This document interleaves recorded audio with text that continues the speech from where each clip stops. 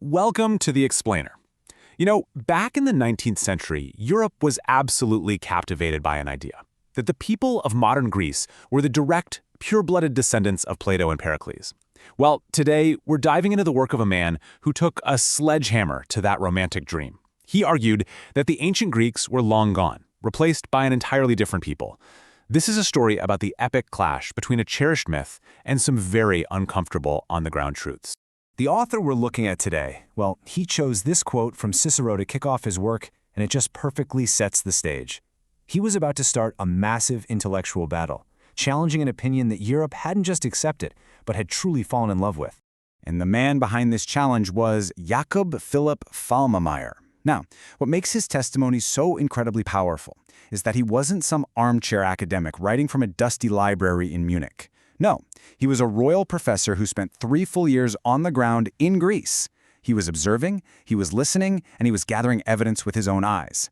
His work was rooted in empirical research, and it stood in stark contrast to all the romantic theories floating around Europe at the time.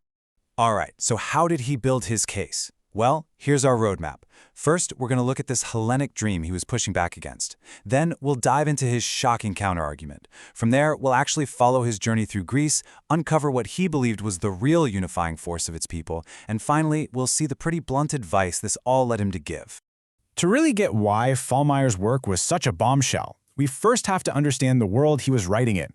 Europe, especially its poets, its scholars, its high society, was just completely swept up in this romantic idea of a reborn classical Greece. So the prevailing view at the time went something like this.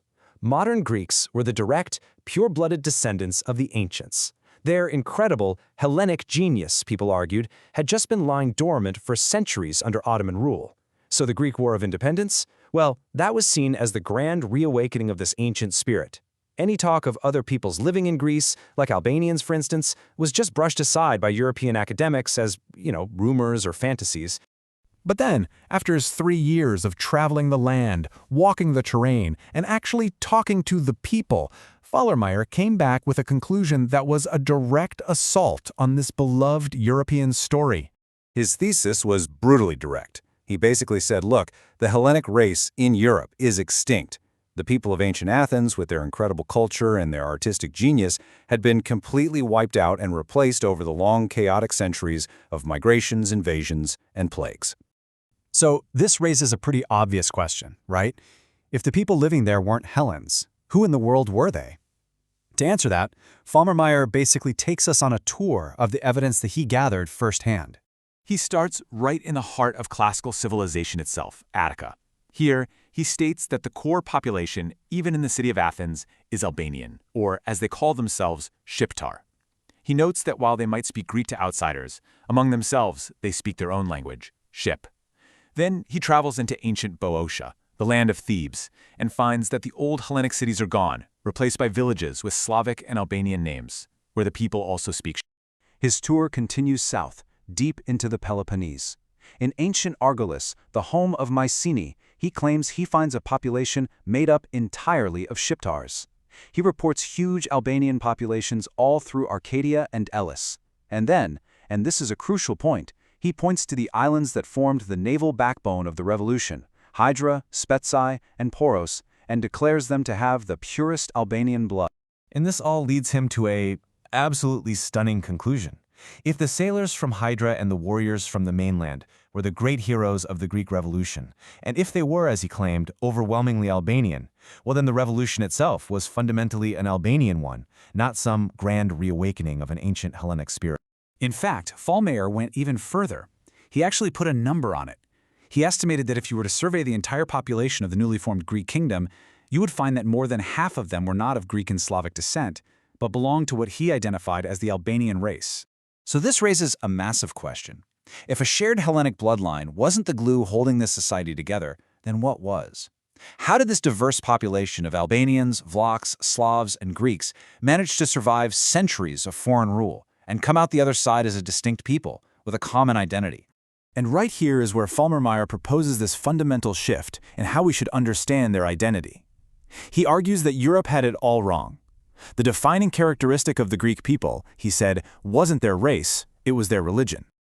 For Fallmerayer, the true source of their survival and their identity was the Eastern Orthodox Church. It wasn't philosophy or art that saved them, it was a shared faith, shared worship, and a deep, ingrained aversion to both their Ottoman Muslim rulers and the Latin Catholic West.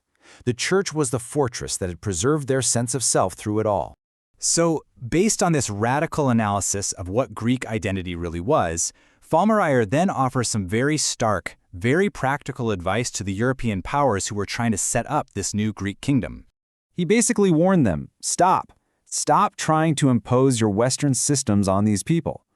Don't try to govern them with bureaucratic ideals from Paris or London, or with your romantic fantasies about ancient Athens. Their identity is rooted in something else entirely, their faith. Any ruler has to understand and respect this above all else.